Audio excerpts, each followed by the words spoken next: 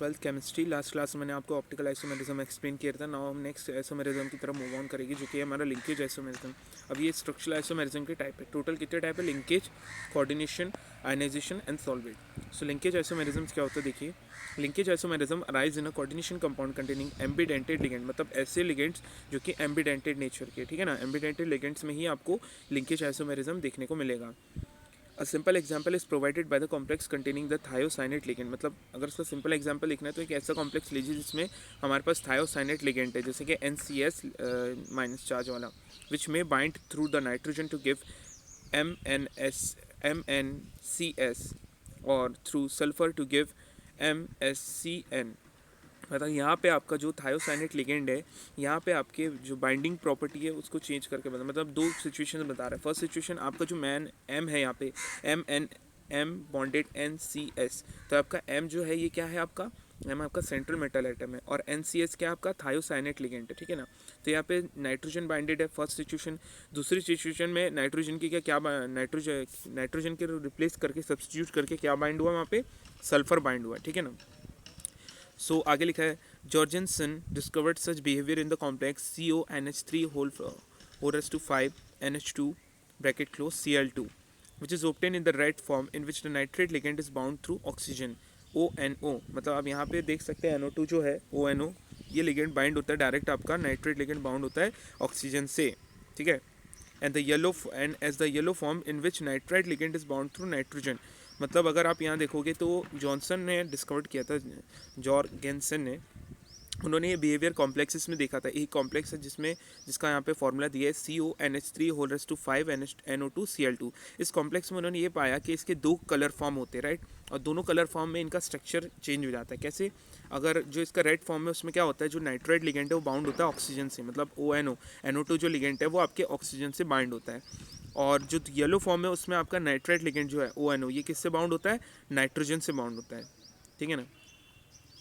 आगे लिखा है नेक्स्ट आइसोमेरिज्म जो है लिंकेज आइसोमेरिज्म, तो हमें समझ में आ गया। मतलब इसमें नॉर्मली आपका जो लिगेंड की लिंकेज प्रॉपर्टी है, मतलब उसका बिहेवियर है, उसके हिसाब से हमें यहाँ पे दो सिचुएशन देखने को मिल जाती है, ठीक है। नेक्स्ट हमारा कोऑर्डिनेशन आइसोमेरिज्म। तो this type of isomerism arise from the interchange of ligand between cationic and anionic entities of different metal ion present in a complex. कि इस तरह का आइसोमेरिज्म किस में देखने को मिलता है? इंटरचेंज ऑफ लिगेंड्स में, मतलब लिगेंड्स के इंटरचेंज में आपको ये वाली प्रॉपर्टी देखने को मिलेगी। किसके बीच में इंटरचेंज होता है लिगेंड? कैटायनिक और एनायनिक एंटिटीज में of different metal ion present in a complex. मतलब एक कॉम्प्लेक्स के अंदर मेटल आयन की कैटायनिक एनायनिक एंटिटीज़ के बीच में आपका जो लिगेंड इंटरचेंज होता है, इसी को ही हम क्या बोलते हैं? कोऑर्डिनेशन आइसोमेरिज्म बोलते हैं, राइट। इसका एक एग्जांपल के थ्रू हम समझेंगे। यहाँ पे दिया, an example is provided by CONH3 whole raise to 6 bracket close bracket open CrCN whole raise to 6 bracket close, in which NH3 ligand यानी amine ligand is bound to CO3+ and the cyanide ligand is bound to Cr3+, है ना। यहाँ पे आप देख सकते हैं जो NH3 लिगेंड है वो बाउंड है CO3+ से, और आपका जो साइनाइड लिगेंड है वो बाउंड है क्रोमियम 3+ आयन से। यहाँ पे आपको दोनों लिगेंड दोनों अलग अलग मेटल कार्बोनिल, एक एनायनिक और एक कैटायनिक स्पीशीज से बॉन्डेड आपको देखने को मिल रहा है, मतलब दोनों कैटायनिक स्पीशीज है यहाँ पे। तो एक्चुअली में in this coordination isomer CrNH3 whole raise to 6 bracket close COCN whole raise to 6, the NH3 ligand are bound to chromium 3+ and the cyanide ligand bound to cobalt 3+। तो इस तरह का isomerism क्या कहलाता है? कोऑर्डिनेशन आइसोमेरिज्म, जिसमें क्या हो रहा है? आपका लिगेंड्स का इंटरचेंज देखने को मिल रहा है, जहाँ पे आपका लिगेंड जो है वो डिफरेंट एनायनिक और कैटायनिक स्पीशीज से बॉन्डेड रहता है। और यहाँ पे आप देख सकते हैं कि फर्स्ट वाली सिचुएशन में कोबाल्ट के साथ अमाइन बाइंड था, तो सेकेंड वाली सिचुएशन में कोबाल्ट साइनाइड के साइड बाइंड था। फर्स्ट वाली सिचुएशन में आपका क्रोमियम आयन किससे बाइंड था? साइनाइड आयन से, साइनाइड लिगेंड से, साइनो लिगेंड से एक्चुअली में। और सेकेंड सिचुएशन में आपका जो ये है क्रोमियम, वो किससे बाइंड है? अमाइन लिगेंड से। तो यहाँ पे इंटरचेंज हुआ लिगेंड का, ठीक है।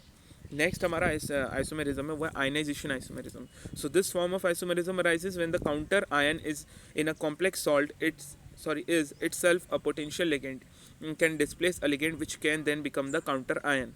मतलब इस तरह के लिगेंड में क्या होता है, मतलब इस तरह के आइसोमेरिज्म में क्या होता है कि जो आपका काउंटर आयन है, when the counter ion in a complex salt, किसी कॉम्प्लेक्स सॉल्ट के अंदर मेन जो आपका काउंटर आयन है वो खुद पोटेंशियल लिगेंड की तरह काम करे और दूसरे लिगेंड को डिस्प्लेस कर दे, राइट। वो खुद क्या बन जाए? वो काउंटर आयन। तो ये क्या कहलाता है? Ionisation isomerism. एग्जाम्पल के थ्रू इसे समझेंगे हम। यहाँ पे आपको एक एग्जांपल दिया है which is provided by the ionisation isomers का CONH3 holders to 5 SO4 Br, CONH3 holders to 5 Br SO4। मतलब आप देख सकते हो कि आपका ब्रोमीन पहले ब्रैकेट के बाहर था, मतलब आयनिक स्फीयर में था, और बाद में ब्रोमीन कोऑर्डिनेशन स्फीयर में आ गया। पहले सल्फेट कोऑर्डिनेशन स्फीयर में था, तो दूसरी सिचुएशन में सल्फेट आयनिक स्फीयर में ट्रांसफ़र हो गया। तो आप क्या यहाँ पे आपका जो ब्रोमीन है वो काउंटर आयन जो था वो कॉम्प्लेक्स सॉल्ट में वो पोटेंशियल लिगेंड की तरह इसने काम करा और डिस्प्लेस करके खुद वहाँ पे लिगेंड की जगह ले ली, है ना, और सल्फेट को बाहर कर दिया आयनिक स्फीयर में। नेक्स्ट आइसोमेरिज्म है सॉल्वेट आइसोमेरिज्म। ये क्या कहता है, देखिए, this form of isomerism is known as hydrate isomerism. मतलब इस तरह के आइसोमेरिज्म को हम क्या बोलते हैं, hydrate isomerism. In case where water is involve as a solvent. कब, जब वाटर आपका इन्वॉल्व होता है सॉल्वेंट के तौर पे, तभी हम इस आइसोमेरिज्म का नाम क्या पढ़ा है यहाँ से, हाइड्रेट आइसोमेरिज्म। ठीक है, फिर से एक और बार डेफिनेशन पढ़ो। This form of isomerism is also known as hydrate isomerism in case when water where water is involve as a solvent. This is similar to ionisation isomerism. Ionisation isomerism की तरह ही सिमिलर है, यहाँ पे भी displace करता है counter ion potential ligand को। ठीक है ना। Solvent isomer differ by whether or not a solvent molecule is directly bonded to the metal ion or merely present as free solvent molecule in the crystal lattice. An example is provided by the aqua complex. ये एक aqua complex है जिसमें water का molecule ligand की तरह act कर रहा है, राइट। सो CrH2O हो रहा है 6 ब्रैकेट क्लोज Cl3 जिसका कलर वॉयलेट है, एंड इट्स सॉल्वेट आइसोमर क्या हो जाएगा इसका, CrH2O whole raised to 5 Cl2 into whole raised to into H2O। मतलब अगर आप दोनों कॉम्प्लेक्स के एग्जांपल में डिफरेंस देखेंगे तो यहाँ पे H2O के 6 मॉलिक्यूल 6 मॉलिक्यूल आपके क्रोमियम से बाइंड थे, राइट, और क्लोरीन के 3 मॉलिक्यूल अलग से बाइंड थे। और दूसरे सिचुएशन जो सॉल्वेट आइसोमर था वहाँ पे क्या हुआ कि आपके 5-6 में से 5 हाइड्रोजन मतलब जो H2O मॉलिक्यूल्स थे वही क्रोमियम से बाइंडेड रहे, एक H2O मॉलिक्यूल क्या चले गया बाहर आयनिक स्फीयर में। वैसे ही एक जो 3 क्लोरीन आयन जो थे पहले बाहर थे, है ना, उनमें से 2 क्लोरीन आयन वहीं रहे और एक क्लोरीन आयन अंदर आ गया, राइट। तो यही एक्सचेंज हुआ। एक और बार इसको मैं आप टिक करके बता रहा हूँ कि यहाँ पे टोटल 6 H2O के मॉलिक्यूल्स क्रोमियम से बाइंड थे और यहाँ पे आपके 5 H2O मॉलिक्यूल्स है, तो एक H2O मॉलिक्यूल कहाँ चले गया, यहाँ आ गया। और यहाँ पे पहले आपके Cl3 के 3 मॉलिक्यूल्स थे, राइट, तो यहाँ पे आपके Cl2 के 2 मॉलिक्यूल्स है, Cl2 मतलब क्लोरीन आयन के, तो ये क्लोरीन आयन कहाँ चले गया, अंदर चले गया, राइट। तो इस तरह के आइसोमेरिज्म में इस तरह का जो आइसोमेरिज्म हमको देखने को मिलता है। यहाँ पे कलर का भी डिफरेंस आया, पहले वॉयलेट कलर का था और दूसरे सिचुएशन में ग्रे ग्रीन कलर का हो गया। तो ये कौन सा आइसोमेरिज्म कहलाया, सॉल्वेट आइसोमेरिज्म, राइट। नेक्स्ट हमारा टॉपिक है बॉन्डिंग इन कोऑर्डिनेशन कंपाउंड। तो बॉन्डिंग इन कोऑर्डिनेशन कंपाउंड को समझने के लिए हमें वर्नर थ्योरी को एक्सप्लेन करना होगा, राइट। वर्नर थ्योरी क्या है, इसकी कुछ पॉस्टुलेट्स मतलब कुछ चीज़ें यहाँ पे डिस्क्राइब करिए कि Werner was the first to describe the bonding feature in coordination compound. तो वर्नर थ्योरी का अगर नॉर्मली बोले तो वर्नर थ्योरी ने क्या डिस्क्राइब करा था हमें, बॉन्डिंग फीचर कोऑर्डिनेशन कंपाउंड्स के अंदर में। But this theory could not answer the basic questions like, बस बट कुछ ऐसे क्वेश्चंस है जिसका आंसर ये थ्योरी नहीं दे पाई थी। जैसे कौन कौन से questions, why only certain element possess the remarkable property of forming coordination compounds, कि सिर्फ कुछ ही एलिमेंट क्यों कोऑर्डिनेशन कंपाउंड बनाने की प्रॉपर्टी को एग्जिबिट करते हैं। दूसरा question, whether bond in coordination compound have directional properties, मतलब कोऑर्डिनेशन कंपाउंड के अंदर डायरेक्शनल प्रॉपर्टीज क्यों होती है बॉन्ड्स के अंदर में, है ना। Third question, why coordination compound have characteristic magnetic and optical property, की कोऑर्डिनेशन कंपाउंड के अंदर में characteristic magnetic and optical properties कैसे होती है, एग्जिबिट करता है। तो ये जो क्वेश्चंस है इसके बेसिक क्वेश्चंस के आंसर वर्नर थ्योरी में हमें नहीं मिले थे। So many approaches have been put forth to explain the nature of bonding in coordination compound, that is valence bond theory, crystal field theory, ligand field theory, and molecular orbital theory. We shall focus on attention on element treatment of the application of VBT and CFT to coordination compound। तो यहाँ पे बहुत सारे approaches दिए गए थे, है ना, इस थ्योरी को के बॉन्डिंग नेचर को एक्सप्लेन करने के लिए, जहाँ पे बहुत सारी थ्योरीज को दिया गया। पर अभी हम इनमें सिर्फ 2 मेन थ्योरी को डिस्कस करेंगे। कौन कौन सी, VBT एंड CFT, यानी valence bond theory, and second one is crystal field theory, right. Next हमारा वैलेंस बॉन्ड थ्योरी। तो वैलेंस बॉन्ड थ्योरी क्या होती है, देखिए, according to this theory the metal atom or ion under the influence of ligand can use its n-1d, ns-np or ns-np-nd orbitals for hybridization to yield a set of equivalent orbital of definite geometry such as octahedral, tetrahedral, square planar and so on। Case theory के हिसाब से जो metal atom या ion होता है coordination compound में, under the influence of ligand, मतलब ligand के इन्फ्लुएंस में आके क्या यूज़ करता है अपने n-1 डी ऑर्बिटल को या ns को np को या ns np nd ऑर्बिटल्स को हाइब्रिडेशन के लिए, ठीक है ना, to yield a set of equivalent orbital definite geometry, जिससे वो लिगेंड्स के साथ मिलकर एक डेफिनेट ज्योमेट्री ऑर्बिटल्स की बनाता है। जैसे कौन कौन सी ज्योमेट्री, 3 मेन ज्योमेट्री के बारे में हमने डिस्कस किया था, है ना। कौन कौन सी geometry, octahedral geometry, tetrahedral geometry, square planar geometry, है ना। फिर से एक और बार आपको एक्सप्लेन कर देता हूँ कि ये थ्योरी क्या बोलती है, valence bond theory for coordination compound, कि जो मेटल एटम और आयन है ये किसके इन्फ्लुएंस में आकर, लिगेंड्स के इन्फ्लुएंस में आकर क्या यूज़ करते हैं अपने n-1 डी ऑर्बिटल या तो ns np या nd ऑर्बिटल का यूज़ करते हैं हाइब्रिडेशन के लिए, और इस तरीके से वो एक सेट ऑफ इक्विवेलेंट ऑर्बिटल का बना लेते हैं जिससे इनकी एक डेफिनेट ज्योमेट्री क्रिएट होती है। अभी ज्योमेट्री कौन कौन सी geometry, octahedral, tetrahedral and square planar and so on, और भी ज्योमेट्रीज होती है। तो this hybridized orbital are allowed to overlap with ligand orbital that can donate electron pair for bonding, कि ये जो hybridized orbital होते हैं, कौन से hybridized orbital, आपके सेंट्रल मेटल एटम के hybridized orbital, ये किसके साथ ओवरलैप करते हैं, लिगेंड के ऑर्बिटल्स के साथ, जो वही लिगेंड जो अपने इलेक्ट्रॉन पेयर को डोनेट करते हैं, ठीक है ना, इसके वैलेंसी शेल को फुलफिल करने में और बॉन्डिंग क्रिएट करते हैं।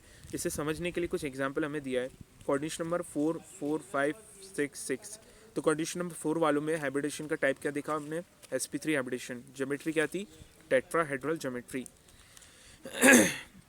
थर्ड हमने सेकंड देखा कोऑर्डिनेशन नंबर 4 वाले में dsp2 हाइब्रिडेशन, जिसमें ज्योमेट्री हमें क्या मिली, स्क्वायर प्लेनर। कोऑर्डिनेशन नंबर 5 वाले कॉम्प्लेक्स कंपाउंड में हाइब्रिडेशन का टाइप क्या था, sp3d, और हमें यहाँ पे हाइब्रिड ऑर्बिटल की ज्योमेट्री क्या मिली हमको, ट्राइगोनल बाइपिरामिडल। वैसे ही कोऑर्डिनेशन नंबर 6 में 2 ज्योमेट्री देखने को मिली, sp3d2 d2 sp3। तो sp3d2 में एक ज्योमेट्री ऑक्टाहेड्रल, d2 sp3 में भी ऑक्टाहेड्रल, मतलब हाइब्रिडेशन दोनों सेम है, sp3d2, दूसरा वाला भी d2 sp3, बस ऑर्बिटल को आगे और पीछे किया गया, इनकी ओवरलैपिंग में चेंज आया है, इसलिए ज्योमेट्री जो थी इनकी सेम एज इट इज़ रही। आगे बढ़ते हैं। अब इसे डिटेल में समझने के लिए यहाँ पे एक एग्जांपल लिया है। It is usually possible to predict the geometry of a complex from the knowledge of its magnetic behavior on the basis of valence bond theory, कि हम किसी भी यूजुअली हम किसी भी कॉम्प्लेक्स की ज्योमेट्री को प्रिडिक्ट कर सकते हैं, किसके नॉलेज के थ्रू, अगर हमें मैग्नेटिक बिहेवियर का नॉलेज हो, किसके बेसिस पे, वैलेंस बॉन्ड थ्योरी के बेसिस पर, तो हम किसी भी कॉम्प्लेक्स की ज्योमेट्री को प्रिडिक्ट कर सकते हैं कि ऑक्टाहेड्रल है, टेट्राहेड्रल है, ट्राइगोनल बाइपिरामिडल है, स्क्वायर प्लेनर है, राइट। तो अब यहाँ पे हमें एक कॉम्प्लेक्स कंपाउंड का दिया है CONH3 3+ आयन। तो 3+ आयन का मतलब क्या हुआ, यहाँ पे अभी हम देखेंगे आगे कि इसने, ये इसका ऑक्सीडेशन नंबर है पूरे कॉम्प्लेक्स का। मैं आपको ऑक्सीडेशन नंबर फाइंड करने के लिए अलग से आपको एक वीडियो सेंड करूँगा ग्रुप में, आप उससे देख लीजिएगा, जिससे हमारा टाइम कंज्यूम नहीं होगा और आप उससे तुरंत फाइंड करना भी समझ जाएंगे ईजिली, है ना। वहाँ पे 2-3 एग्जाम्पल को लेकर आपको एक्सप्लेन किया गया है ऑक्सीडेशन नंबर फाइंड करना, किसी भी एक कॉम्प्लेक्स कंपाउंड का ऑक्सीडेशन नंबर, ठीक है। तो यहाँ पे हम और दिया है आगे कि in the diamagnetic octahedral complex CONH3 3+, the cobalt ion is in +3 oxidation state. तो 3+ क्या है आपका, ये ऑक्सीडेशन स्टेट है, और किसकी ऑक्सीडेशन स्टेट है, आपके सेंट्रल मेटल एटम यानी कोबाल्ट की। तो एक डायमैग्नेटिक ऑक्टाहेड्रल कॉम्प्लेक्स है जिसका एग्जांपल हमने क्या लिया, CONH3 3+, और 3+ क्या है, ये ऑक्सीडेशन स्टेट है कोबाल्ट आयन की, and has the electronic configuration क्या है इसका, 3d6। the hybridization scheme is in show as in diagram। अब इस डायग्राम में हमें इनकी हाइब्रिडेशन स्कीम दिखा है। जैसे कोबाल्ट की हम देख रहे, वैलेंसी ऑर्बिटल्स को लिया है। वैलेंस ऑर्बिटल्स कौन कौन से है, 3d 4s 4p। 3d में आप देखिए कितने इलेक्ट्रॉन फिल है, 1 2 3 4 5 6, यानी 6 इलेक्ट्रॉन इसके वैलेंस शेल में फिल है, वो भी 3d ऑर्बिटल में। और 3d ऑर्बिटल में अगर आप नोटिस करेंगे तो एक फुल फिल्ड ऑर्बिटल है, बाकी के ऑर्बिटल कैसे है, वो हाफ फिल्ड है, मतलब ये फुल फिल्ड है। यहाँ पे एंटी क्लॉकवाइज और क्लॉकवाइज एंटी क्लॉकवाइज दोनों अपोजिट स्पिन वाले इलेक्ट्रॉन फुलफिल हो चुके। बाकी के यहाँ पे 4 जो है ये क्या है, आपके हाफ फिल्ड ऑर्बिटल्स हैं। और उसके बाद जो 2 ऑर्बिटल एक्स्ट्रा आपको देखने को मिल रहे हैं, मतलब कौन कौन से, 4s और 4p के। ये 4p के 3 है, 4px 4p-y 4pz। तो ये कैसे है, कम्प्लीटली वैकेंट ऑर्बिटल्स हैं। अब यहाँ देखते हैं यहाँ पे D2 sp3 हाइब्रिडेशन कैसे हुआ, ठीक है, ऑर्बिटल CO3+ आयंस में, ठीक है ना। तो यहाँ पे अब हमने नोटिस करा कि आपका जो वो था मतलब एक्चुअली में आपके जो हाफ फील्ड ऑर्बिटल्स थे 3D के, वो वाले कैसे हो गए, फुलफिल्ड हो गए, मतलब रीअरेंज हो गए। जैसे आप यहाँ देख सकते हैं 4 इसके हाफ फील्ड इलेक्ट्रॉन्स थे, ठीक है ना। तो 4 इलेक्ट्रॉन्स में से ये 2 इलेक्ट्रॉन जो थे इन्होंने किसके साथ पेयर कर लिए, इन इलेक्ट्रॉन्स के साथ, और उसके बाद हमें ये वाली ज्योमेट्री देखने को मिली। मतलब आप देख सकते हैं नेक्स्ट वाली लाइन में कि पहला वाला तो फुलफिल्ड था ऑर्बिटल, राइट, ये वाला। उसके बाद ये वाला हाफ फील्ड था तो उसने इसके साथ बाजू वाले के साथ पेयर कर लिया, तो यहाँ भी ये फुलफिल्ड हो गया, यहाँ भी फुलफिल्ड, तो 3 फुलफिल्ड ऑर्बिटल्स हो गए कंप्लीट, ठीक है ना। उसके बाद यहाँ पे आप देखोगे कितने हाफ फील्ड बचे यहाँ पे, एस का 1 और पी के 3 और डी के 2, है ना। क्योंकि यहाँ पे अगर हम नोटिस करें तो 3D में कितने ऑर्बिटल्स हैं यहाँ पे, सब शेल्स है 3D के, 1 2 3 4 5, और यहाँ पे 3D के कितने सब शेल्स फुलफिल्ड हो गए, 1 2 3, तो 5 - 3 2, तो यहाँ पे 2 3D के ऑर्बिटल्स 3D के सब शेल्स बच गए। एक सब शेल 4s का हो गया और 3 सब शेल्स 4p के हो गए, तो टोटल कितने हो गए, D2 s का 1 p के 3, तो D2 sp3। तो यही हाइब्रिडेशन इसमें देखने को मिला कोबाल्ट में। अब इसके साथ जो लिगेंड है, कौन सा लिगेंड है, NH3 amine ligand. Amine ligand के कितने इसके मॉलिक्यूल्स ने कोबाल्ट के साथ बॉन्डिंग ने हाइब्रिडेशन किया, 6 मॉलिक्यूल्स ने। तो इन यहाँ पे हम देख सकते हैं क्लियरली कि यहाँ पे 6 के 6 जो इलेक्ट्रॉन पेयर थे, 6 pair of electron from 6 NH3 molecule, उन्होंने इन D2sp3 हाइब्रिडेशन को फुलफिल कर दिया। आप देख सकते हैं जैसे कि यहाँ पे 6 के 6 जो थे इन्होंने कोबाल्ट के साथ बॉन्डिंग क्रिएट करके इसे फुलफिल कर दिया। और यहाँ पे आपको कौन सा हाइब्रिडेशन क्रिएट हुआ इनके बीच में, D2sp3 हाइब्रिडेशन। और ये कैसा मॉलिक्यूल कहलाया, ऑक्टाहेड्रल ज्योमेट्री इसने फॉर्म किया था, राइट। अब आगे बढ़ते हैं हम, हमारा नेक्स्ट आगे क्या लिखा है कि 6 pair of electron one from each NH3 molecule occupy the 6th hybrid orbital. Thus, the complex has octahedral geometry and is diamagnetic because of the absence of unpaired electron. In the formation of this complex, since the inner d orbital is 3d, is used in hybridization, the complex CONH3 whole raised to 6 3 plus is called as inner orbital and or low spin or spin paired complex. The paramagnetic octahedral complex COF6 3- uses outer orbital in hybridization sp3 D2. It is these called outer orbital और high spin और spin free complex, कि ऐसे orbital जो कि अंदर के मतलब ऐसे कॉम्प्लेक्स जो इनर ऑर्बिटल का यूज़ करके हाइब्रिडेशन करते हैं, उन्हें हम सिंपली क्या बोलेंगे, इनर ऑर्बिटल, है ना, इनर ऑर्बिटल कॉम्प्लेक्सेस। और जो बाहर वाले ऑर्बिटल का यूज़ करके हाइब्रिडेशन को कंप्लीट करते हैं उन्हें हम क्या बोलेंगे, आउटर ऑर्बिटल कॉम्प्लेक्सेस। तो इनर ऑर्बिटल कॉम्प्लेक्सेस में हमें कौन सा हाइब्रिडेशन देखने को मिला, D2sp3, और ऑक्टाहेड्रल आउटर ऑर्बिटल कॉम्प्लेक्सेस में हमें sp3D2 हाइब्रिडेशन देखने को मिलेगा। इसका एग्जांपल समझाया सेम कोबाल्ट आयन को लेकर, पर यहाँ पे लिगेंड चेंज है। यहाँ पे क्या है लिगेंड आपका, फ्लोरीन हैलोजन, तो COF6 F6 3-। तो यहाँ पे आप देख सकते हैं कि कोबाल्ट का सेम वही सिचुएशन है, 3D फुलफिल है, मतलब 3D सिचुएशन आपकी सेम है। उसके बाद 4s वैकेंट, 4p पूरा वैकेंट, 4d भी पूरा वैकेंट, ठीक है। 3D में एक फुलफिल है, बाकी के 4 शिफ्ट शेल्स कैसे हाफ फिल्ड है। अब यहाँ पे sp3d2 हाइब्रिडेशन कैसे हुआ इसको हम देखेंगे। 3D orbital as it is वैसा ही रहा, यहाँ पे कोई भी इंटरचेंज नहीं हुआ, ठीक है ना, यहाँ पे कोई भी पेयरिंग एक्स्ट्रा नहीं हुई। एक फुलफिल था और 4 सब शेल्स कैसे थे, हाफ फिल्ड थे। यहाँ पे s का एक ऑर्बिटल आया, राइट, मैं आपको डिक्टेट करके बता रहा हूँ। s का एक ऑर्बिटल यहाँ से आया, p के यहाँ से 3 ऑर्बिटल आए, और d के यहाँ पे d के 3 ऑर्बिटल यहीं थे, 2 ऑर्बिटल्स यहाँ आ गए, 5 में से 2 यहाँ चले गए, 3 यहाँ चले गए। तो ये 2 यहाँ पे मेन जो हाइब्रिडेशन में पेयरिंग करे वो कौन कौन से ऑर्बिटल थे, 4s था, 4p के 3 ऑर्बिटल और 4d के 3, है ना, 1 2 3 सॉरी 2 ऑर्बिटल्स 4d के, तो 1s का, 3p के और 2d के। तो इस तरीके से sp3d2 हाइब्रिडेशन हुआ। 4d ऑर्बिटल वैसे का वैसे ही रहा, यहाँ पे 3 ऑर्बिटल मतलब 3 सब शेल्स जो थे 4d ऑर्बिटल के वो फुली वैकेंट रहे। अब COF6 3- आउटर ऑर्बिटल या हाई स्पिन कॉम्प्लेक्सेस में हम देख सकते हैं 3D orbital as it is है। यहाँ पे पेयरिंग किसकी हुई, 6 फ्लोरीन आयन ने आकर इलेक्ट्रॉन पेयर शेयर करके sp3d2 हाइब्रिडेशन कंप्लीट करा यहाँ पे, है ना। तो यहाँ पे आपको क्लियरली दिख रहा है कि ये वाला जो कॉम्प्लेक्स यहाँ पे दिख रहा है sp3d2 हाइब्रिडेशन, यहाँ पे 6 फ्लोरीन ने आकर इसकी 6 वैकेंट ऑर्बिटल्स को फुलफिल कर दिया, राइट। तो इस तरीके से यहाँ पे जो ज्योमेट्री क्रिएट हुई है ना, वो कौन सी ज्योमेट्री कहलाई, आगे हम इसको देख भी लेंगे। और ये ऑर्बिटल कैसा ऑर्बिटल कॉम्प्लेक्स कहलाया, ये आउटर ऑर्बिटल कॉम्प्लेक्स, ठीक है ना, क्योंकि यहाँ पे बाहरी ऑर्बिटल कैसा रह गया, वैकेंट रह गया, कौन सा, 4d ऑर्बिटल, इसलिए। इसके बाद नेक्स्ट टेट्राहेड्रल कॉम्प्लेक्सेस का दिया है।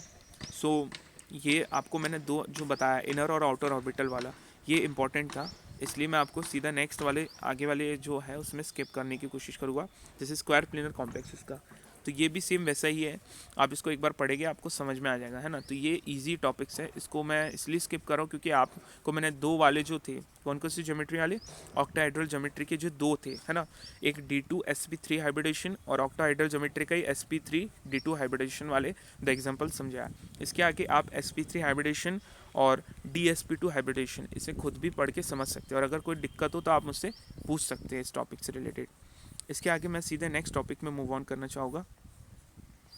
हमारा नेक्स्ट टॉपिक था, हाँ यही, इसके आगे जो है कि each of the hybridise orbital receive a pair of electron from each side and the compound is diamagnetic as evident from the absence of unpair electron. It is important to note that the hybrid orbital do not actually exist. In fact, hybridization is a mathematical manipulation of wave equation for the atomic orbital involved. अब magnetic properties देखेंगे हम coordination compounds की. So though the magnetic moment of coordination compound can be measured by the magnetic susceptibility experiments, the result can be used to obtain the information about the number of unpaired electron and hence structure or adopted by metal complexes.